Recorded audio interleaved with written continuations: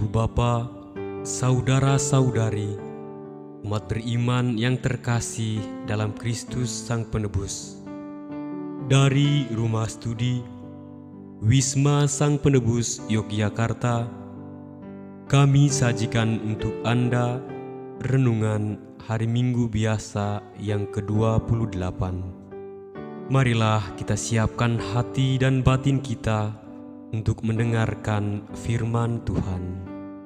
Dalam nama Bapa dan Putera dan Roh Kudus. Amin. Semoga Tuhan beserta kita sekarang dan selama-lamanya. Inilah Injil Tuhan kita Yesus Kristus menurut Santo Markus. Dimuliakanlah Tuhan. Pada suatu hari, Yesus berangkat meneruskan perjalanannya. Maka datanglah seorang berlari-lari mendapatkan dia, dan sambil berlutut di hadapannya, ia berkata, "Guru yang baik, apa yang harus kuperbuat untuk memperoleh hidup yang kekal?" Jawab Yesus kepadanya, "Mengapa kau katakan aku baik? Tak seorang pun yang baik selain Allah. Engkau tentu mengetahui segala perintah Allah, jangan membunuh, jangan berzina, jangan mencuri, jangan mengucapkan saksi dusta, dan jangan mengurangi hak orang. Hormatilah ayah dan ibumu." Kata orang itu kepada Yesus, "Guru, semuanya itu telah kuturuti sejak masa mudaku." Tetapi Yesus memandang dia dan menaruh kasih kepadanya, lalu berkata kepadanya, "Hanya satu lagi kekuranganmu. Pergilah, jualah apa yang kau miliki, dan berikanlah itu kepada orang-orang miskin. Maka engkau akan beroleh harta di surga. Kemudian datanglah kemari dan ikutilah aku." Mendengar perkataan Yesus, orang itu menjadi kecewa lalu pergi dengan sedih, sebab banyaklah hartanya. Lalu Yesus memandang murid-murid di sekelilingnya dan berkata kepada mereka, "Alangkah sukarnya orang yang berjuang masuk ke dalam kerajaan Allah." Murid-murid tercengang mendengar perkataannya itu. Tetapi Yesus menyambung lagi, "Anak-anakku, alangkah sukarnya masuk ke dalam kerajaan Allah. Lebih mudah seekor unta melewati lubang jarum daripada seorang kaya masuk ke dalam kerajaan Allah."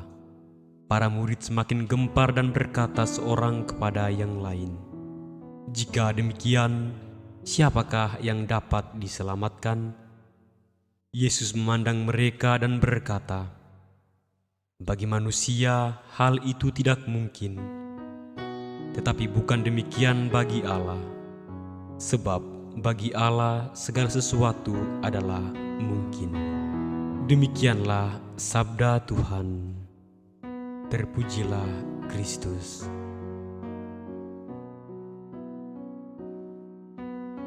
Ibu bapa, saudara-saudari, umat beriman yang terkasih dalam Kristus Sang Penebus.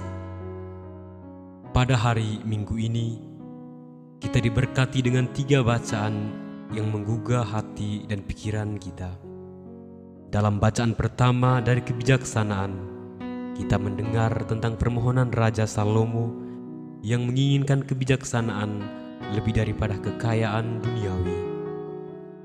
Dia memilih kebijaksanaan, sesuatu yang tak ternilai dibandingkan dengan emas atau permata, karena ia memahami bahwa hanya kebijaksanaan ilahi yang dapat membimbing hidup dengan benar.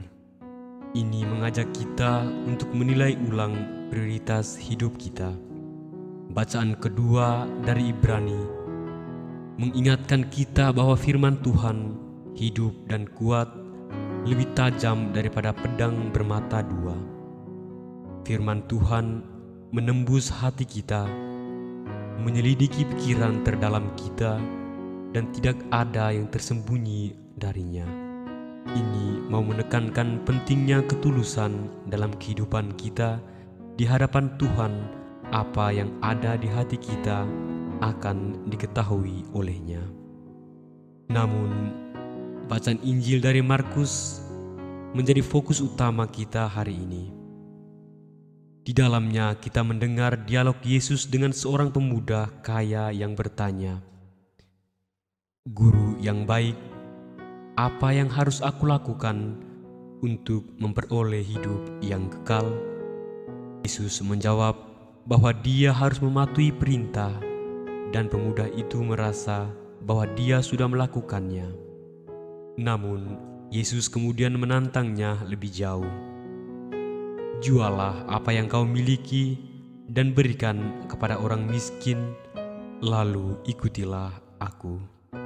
Ibu bapa, saudara-saudari, umat beriman yang terkasih dalam Kristus Sang Penebus, apa makna kata-kata Yesus ini di zaman modern? Di tengah dunia yang seringkali mengukur keberhasilan berdasarkan kepemilikan materi, Yesus mau mengingatkan kita bahwa mengikutinya memerlukan pengorbanan yang mendalam, lebih dari sekedar formalitas menjalankan perintah.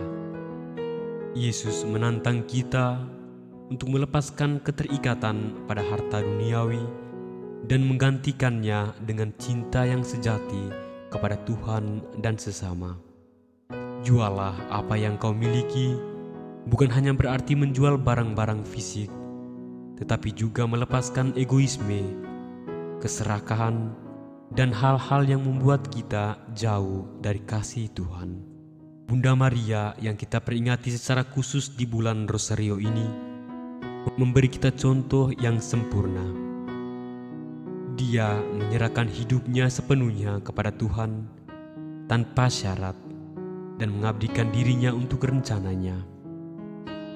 Maria bukanlah orang yang kaya secara materi, tetapi dia kaya akan iman, ketaatan, dan kerendahan hati.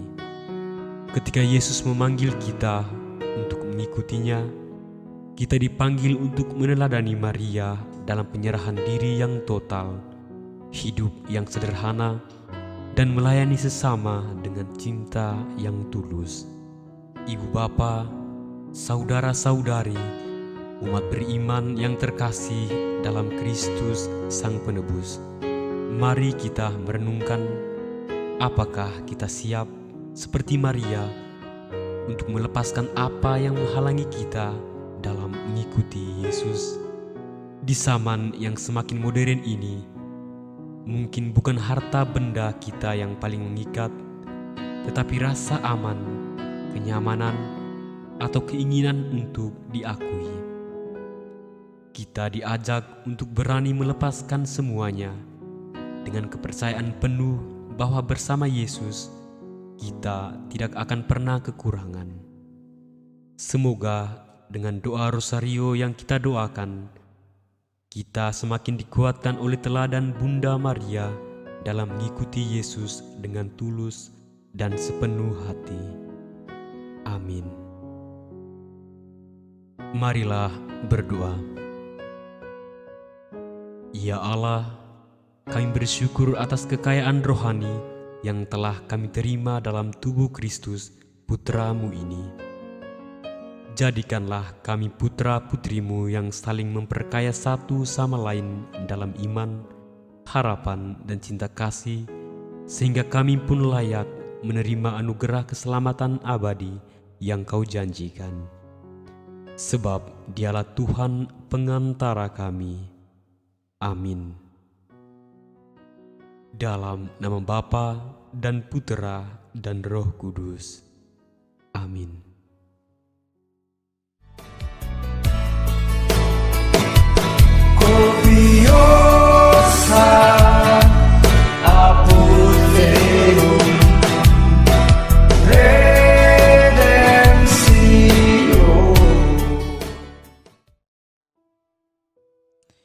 Ibu